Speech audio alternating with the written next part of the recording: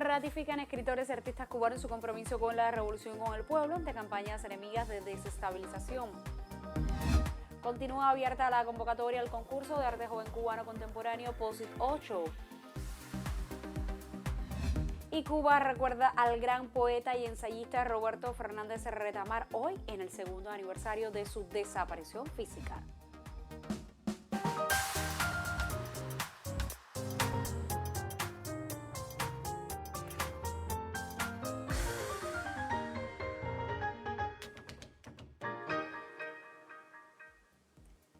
Saludos desde La Habana, es martes 20 de julio de 2021 y abrimos la emisión del noticiero cultural de la televisión cubana. Ante los más recientes sucesos que pretenden desestabilizar la vida de la nación mediante acciones realizadas para confundir a sectores de la ciudadanía en Cuba, los escritores y artistas continúan expresando su apoyo a la revolución en varios espacios. A través del arte también se transmiten en estos días mensajes de unidad, cubanía y patriotismo. En la sede de la Unión de Escritores y Artistas de Cuba, mi colega Yuris Nórido dialogó con un grupo de creadoras quienes ofrecieron su testimonio. Vivir en Cuba, trabajar por Cuba, crear en este país, para este pueblo, es sentirse parte de un empeño colectivo. Para mí, la revolución es la patria. Yo no conozco otra cosa que la revolución cubana. Y para mí la revolución cubana conquistó toda la justicia posible. A mí me parece que estos momentos son momentos muy difíciles que estamos viviendo, son momentos de definiciones y siempre debemos de recordar que ante todo somos cubanos y que entre nosotros es como nos debemos de arreglar, nos debemos de comportar con nosotros mismos y hay que ser muy conscientes de todo lo que ha hecho la revolución por nosotros. Yo creo que en estos momentos, en primer lugar, el cubano nunca ha dejado de crear.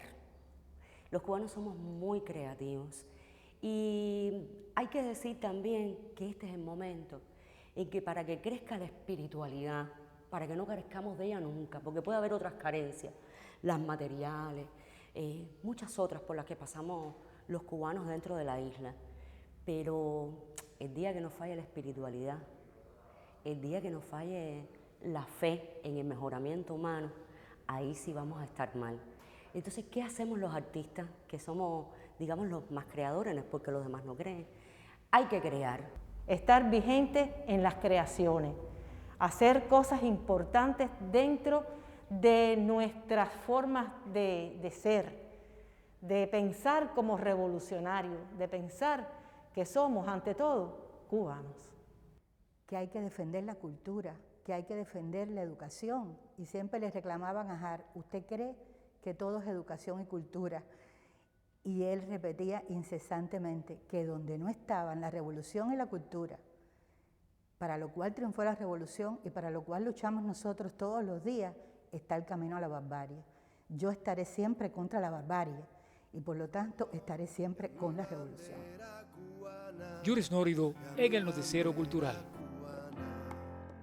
En el mes de agosto, la Unión de Escritores y Artistas de Cuba celebrará el aniversario 60 de su fundación. Hoy presentamos el segmento Esencias de la Nación, que nos acerca a queridas figuras de nuestra cultura de varias generaciones, quienes integran la UNIAC. A la primera bailarina Gretel Morejón dedicamos los próximos minutos.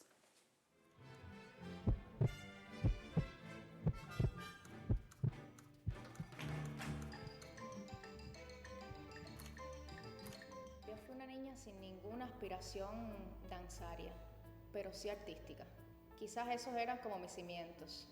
No fue hasta que un vecino que justamente era bailarín de la Compañía del Ballet Nacional de Cuba me vio y me dijo, oye, quizás tú tienes figura para bailar. Yo nunca había pensado en eso, tenía 9 años y hasta ese momento para mí el baile solamente era lo que yo veía por televisión. Pero no sé por qué me aferré a la idea con tanto ahínco. La escuela de danza o de cualquier manifestación artística es muy dura, porque es rigurosa, porque es para llegar a uno ser profesional. Pero yo la disfruté mucho. Tuve muy grandes maestros que me inculcaron el amor no solamente por la danza, sino por las artes en general. Y en esta etapa tuve la gran oportunidad de tener al maestro Fernando a mi lado. Fernando me abrió más la visión que yo tenía del ballet. que no solamente eran pasos, que no era cumplir un rigor técnico, sino que era contar una historia a través de eso. El Ballet Nacional de Cuba fue mi segunda escuela. Ahí yo aprendía tanto de los maîtres que nos decían al dedillo todo lo que debería ser un ballet para cumplir con las expectativas artísticas y estilísticas, pero también aprendí mucho de los bailarines, de las formas de trabajo.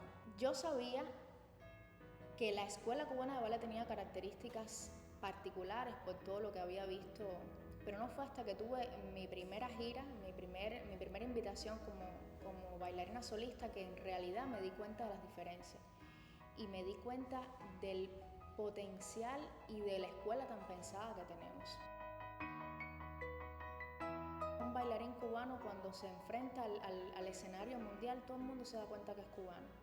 No solamente por la técnica o por la forma que tiene de bailar, sino por la fuerza y la verdad con que baila.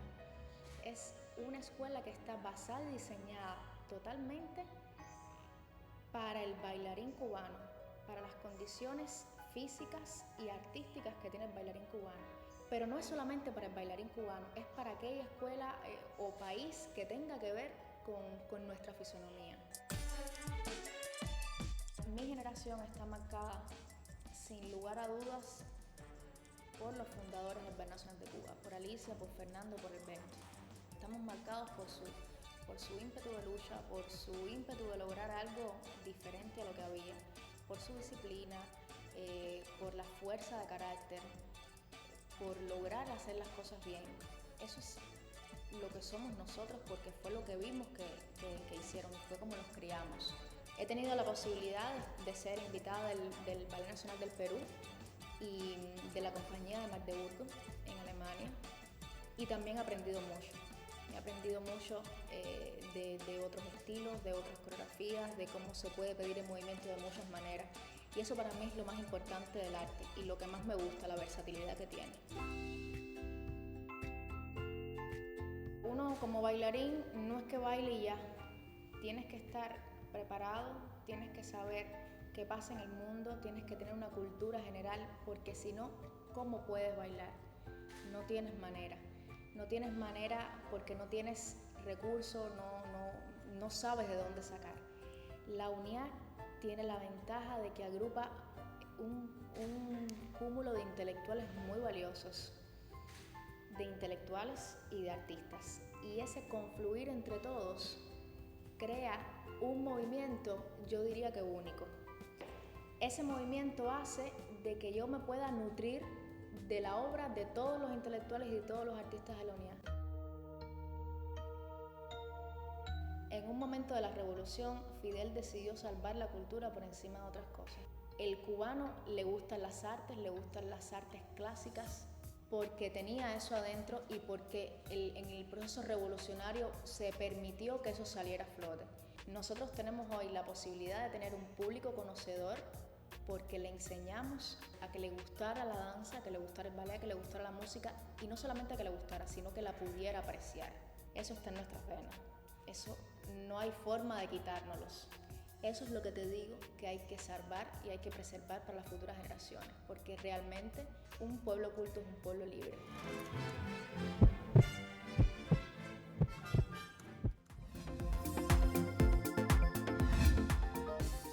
Iniciamos nuestro recorrido por lo que publican las páginas culturales de otros medios de comunicación. Lo hacemos por la Agencia Cubana de Noticias, que destaca que aún sigue abierta la convocatoria a la 8ª edición del concurso FOSIT Arte Cubano Contemporáneo, que fue lanzada recientemente por la Dirección de Artes Plásticas Collage Habana del Fondo Cubano de Bienes Culturales. El llamado está dirigido a creadores cubanos o residentes en el país, con el objetivo fundamental de visibilizar el quehacer de los artistas más jóvenes y establecer un vínculo con el contexto artístico emergente en la isla. Por su parte, Cubes informa que la casa editora Abril promueve por estos días, como parte de las acciones del verano, la presentación del libro La Isla del Coco, en saludo al aniversario 40 de la primera publicación del Capitán Plin, texto en el que su autor Jorge Oliver hace gala del amor por los más pequeños. La nueva y atractiva entrega fue presentada el pasado domingo 18 de julio de manera virtual, precisamente en saludo al Día de los Niños, y además está disponible en la librería Abril en Prado entre Dragones y Teniente Rey en La Habana Vieja. Y cerramos en Radio Habana, Cuba, para conocer que el director y crítico de cine Gerardo Schijona alista el estreno en Cuba de su próximo largometraje titulado Oscuros Amores, cuyo elenco reúne a figuras estelares de la cinematografía nacional. Con la participación de los consagrados intérpretes Osvaldo Doimiadios, Enrique Molina, Isabel Santos y Luis Alberto García, el filme retoma el género de la comedia negra y cuenta con el guión de Francisco García, quien tomó como referentes dos clásicos del cine cubano, La muerte de un burócrata y Guantánamera.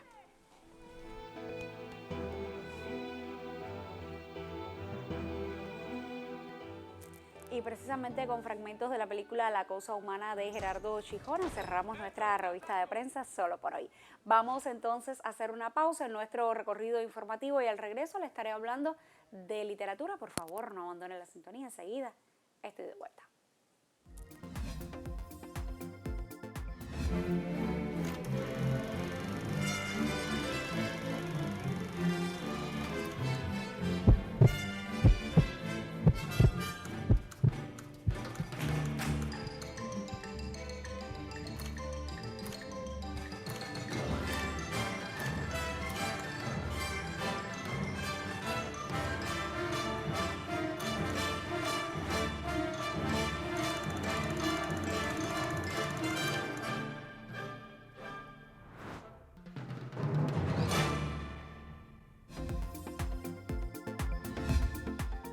Cuba recuerda este 20 de julio al gran poeta y ensayista cubano Roberto Fernández Retamar en el segundo aniversario de su desaparición física. Según informa en su cuenta de Twitter, Casa de las Américas, institución que Retamar presidiera hasta su fallecimiento. Esta mañana, junto a su hija Laidy Fernández de Juan y con la presencia del ministro de Cultura, Alpidio Alonso, y del presidente de la Unión de Escritores y Artistas de Cuba, Luis Morlote, se reunieron un grupo de intelectuales y trabajadores de la casa, encabezados por su actual presidente, Abel Prieto, para rendirle homenaje junto al mar en el malecón habanero, donde fueron depositadas sus cenizas en 2019. En los textos de sus mensajes en la red de Twitter de Casa de las Américas se expresa: su poesía, la voz, su pasión por Cuba y la creación siguen palpitando fuerte en nuestra casa. Y concluye: Roberto Fernández Retamar es sin duda el padre espiritual de esta familia comprometida con Cuba y con nuestra América. Y del homenaje a otro gran poeta cubano hablamos ahora. La jornada Días de Guillén se celebró en Camagüey, la ciudad natal del gran escritor cubano Nicolás Guillén. Las acciones de recordación se realizaron en esta ocasión a través de plataformas digitales y en espacios donde se han ubicado los centros de vacunación en ese territorio. Qué mejor homenaje al poeta nacional que el recuerdo desde su ciudad natal, Camagüey. El Centro Provincial del Libro y la Literatura, la Editorial Lácana y el Centro de Promoción y Desarrollo Gertrudis Gómez de Avellaneda, en coordinación con instituciones culturales del territorio, celebraron la jornada Días de Nicolás Guillén. Esta es la tercera edición de la jornada Días de Nicolás Guillén, que se celebra fundamentalmente en los días que rondan la fecha de su natalicio y muerte en el mes de julio, donde además se celebra un aniversario más de la creación de la Editorial Lácana. El objetivo fundamental de esta jornada es la promoción de la obra de nuestro poeta nacional, que tenemos la dicha de que es camagüeyano y que recorría nuestras calles, así como también lo hacen hoy nuestros poetas. Lo haremos fundamentalmente con el público que está en las redes sociales. En esta edición los poetas están en los vacunatorios como parte de esta tarea que lleva la revolución, que es la vacunación masiva. El programa incluyó encuentro con escritores, presentaciones de títulos y lecturas. Estamos ante uno de los grandes poetas de la lengua española que nos acompaña en el recorrido de nuestra cultura y que es necesario, sobre todo, que lo conozcamos, que lo hagamos cada día más nuestro, porque es un hombre que fue a lo profundo de nuestras raíces culturales, de nuestras raíces humanas. Nicolás Guillén, yo creo que es una figura excepcional dentro del contexto cultural cubano. La jornada, que llevó por título Días de Nicolás Guillén, honró a una figura de la cultura cubana quien, a través de sus poemas y prosa, reflejó con vigoroso genio artístico la sensibilidad, el carácter histórico, el espíritu de un pueblo y una época. En Camagüey, Aimee Amargós, Noticiero Cultural.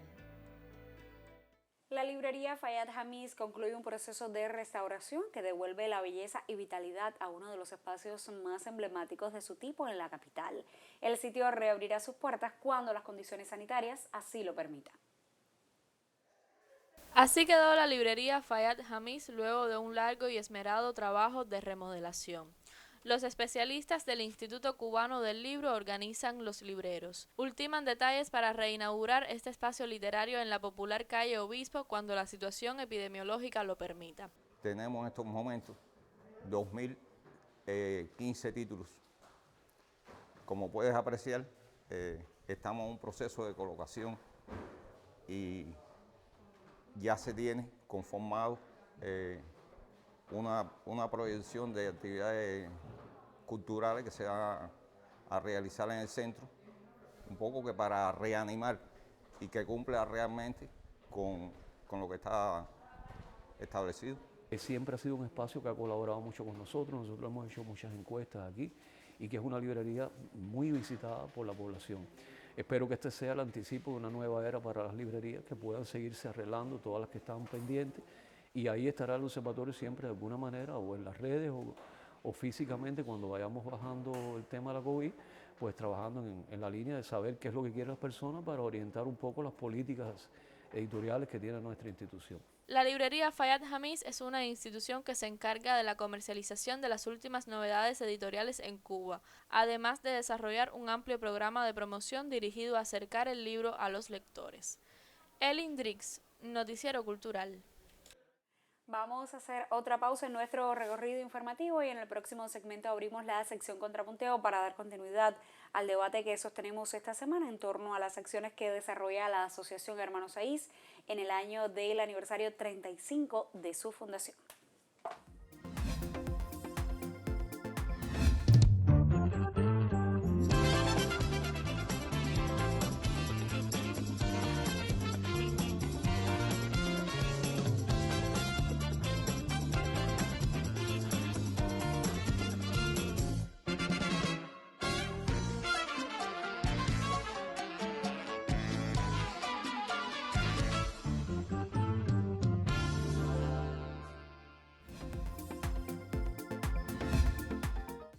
En el mes de octubre, la Asociación Hermanos Saiz celebrará el aniversario 35 de su fundación.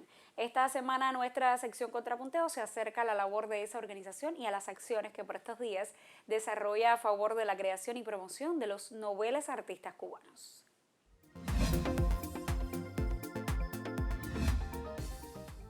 Que la revolución cuenta con su ejército artístico literario para fortalecerse es una certeza.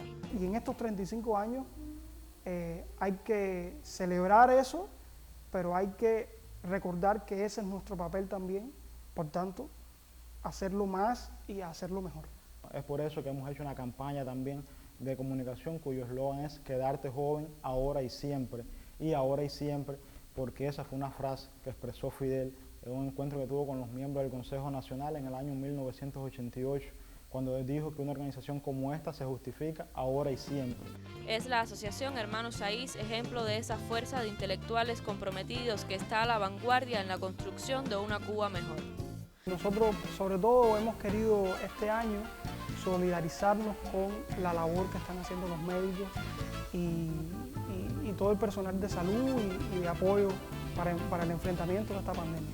Y en medio de los 35 años, la asociación también ha brindado su apoyo a ir a cantar, por ejemplo, en los centros de vacunación, y eso también forma parte de celebrar los 35 años de una organización que es sobre todo un lugar donde nos sentimos agrupados, para no sentirnos solos, para celebrar que estamos unidos en la idea de lo que debe ser el arte en sociedad.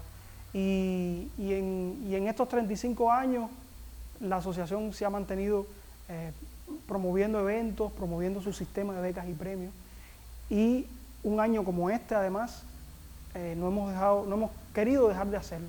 Eso ha implicado, por supuesto, un trabajo de equipo, repensar eso, yo decía, con materiales diferentes, materiales sobre todo que llegan a los jóvenes y pensando también en algunas cuestiones como tal para lo que llamamos el público interno, o sea, para los miembros de la organización. Próximas semanas tenemos el Festival de la Canción Política en Guantánamo, que es el festival más longevo de la asociación. Incluso tiene más tiempo que la propia asociación, y la asociación lo heredó, y ahí cada agosto se encuentran muchísimos trovadores de varias generaciones, y este año lo tendremos por la televisión cubana, tendremos conciertos de clausura, de inauguración. En su campaña por el aniversario 35, la AHS revisita la historia, trayectoria, quehacer y trascendencia de la Organización del Arte Joven Cubano. En este contexto para nosotros ha sido muy importante también mantener lo más posible los intercambios con miembros de organización. Ya, por ejemplo, a principios de este año nosotros realizamos intercambios en casi todas las provincias del país, desde Guantánamo hacia acá, debatiendo sobre el funcionamiento de la organización, sobre desafíos también del panorama cultural cubano de manera general. Este es todo un proceso que estaba previsto para el año, que comenzaba ese intercambio en las células y secciones, asamblea provincial, y que debía terminar con un gran consejo nacional con representantes de toda la provincia, que nosotros, si las circunstancias nos lo permitieran, lo haríamos a finales del año, pero si no, lo haríamos entonces a principios del año 2022. Siempre ha sido la asociación una vía expedita para llegar hacia la institución y para que los asociados y artistas jóvenes en general tengan en la institucionalidad cubana espacios que lo han tenido con nuestras editoriales, con sobre todo el sistema de becas y premios que anualmente salen jóvenes teniendo discos en las disqueras de este país, publicando en las principales editoriales de este país, exponiendo en las principales galerías. Gracias a la asociación, las instituciones presupuestan obras de teatro, y todo eso lo celebramos este año con más arte, con más proyectos. Eso forma parte también del espíritu mismo de esta organización, que es constantemente estar debatiendo, constantemente intercambiar y soñar todos juntos a favor siempre de una asociación muy viva. Debido a la COVID-19, el proceso de creación y celebración es y ha sido totalmente atípico. Sin embargo, la organización de la joven vanguardia artística y literaria continúa su labor a la par que estimula desde la creación y el pensamiento el compromiso de la búsqueda constante por la soberanía y la identidad nacional. Elin Drix, Noticiero Cultural. La colega Elin Drix nos presentaba un segundo reportaje que nos acerca a la labor de la Asociación Hermanos Saiz en el año del aniversario 35 de su fundación. Mañana, como ya es habitual, compartiremos algunos mensajes recibidos a través de nuestras direcciones electrónicas. Como siempre le digo, usted puede participar en este debate si nos escribe a contra.onc@cubarte.cul.cu o si nos deja un mensaje en nuestra página de Facebook. Y al cierre de esta emisión presentamos un nuevo capítulo de la serie El Tesoro que dedicamos a las colecciones del Museo Nacional de Bellas Artes. Hoy nos acercamos a una de las historias más célebres del acervo religioso universal, la Torre de Babel. En la colección de la emblemática institución cubana existen obras de la Escuela Flamenca sobre este tema.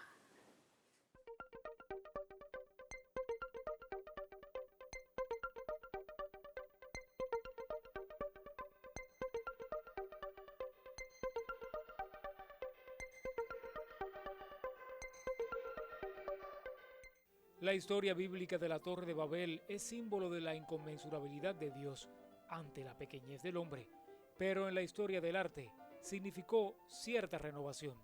En la colección de la Escuela Flamenca del Museo Nacional de Bellas Artes hay dos piezas significativas. Es un tema que está asociado a la propagación de la idea de la Iglesia, ¿no? El pensamiento religioso. Realmente es una temática que se utiliza en el siglo XVI, también con un sentido moralizante, también desde el punto de vista comercial se convirtió en un elemento importante. Eran adquiridas esas obras por comerciantes, personas adinerados que tenían recursos para ello y que las demandaban. De manera que muchas de las torres de Babel tienen realmente pequeños tamaños. Las nuestras son dos, una está atribuida al círculo del maestro de Jacob Grimmer y la otra a la escuela del maestro Martin van Valkenburg. son obras de un tamaño un poquitico mayor, eso las hace también tener cierta peculiaridad. Existían dos maneras de construir o de pintar las obras con el tema de la Torre de Babel. Generalmente se representa la torre, puede ser en forma de espiral o en forma piramidal. Y la torre se emplaza siempre en un paisaje. Fue una de las vías, la pintura religiosa fue una de las vías para que el paisaje comenzara a tomar fuerza y que posteriormente se convirtiera en un género independiente. También en la representación de las Torres de Babel aparece lo que sin duda es la marca más particular, digamos, de la pintura flamenca y posteriormente también de la holandesa en el siglo XVII, que es la pintura de género. Innumerables representaciones de actividades de la vida cotidiana que en el caso de nuestras obras realmente hacen que uno invierta mucho tiempo en buscar los detalles y las diferentes actividades y actitudes que están representadas en las Torres de Babel. Es realmente contar con estas dos piezas en nuestro museo, es realmente un privilegio.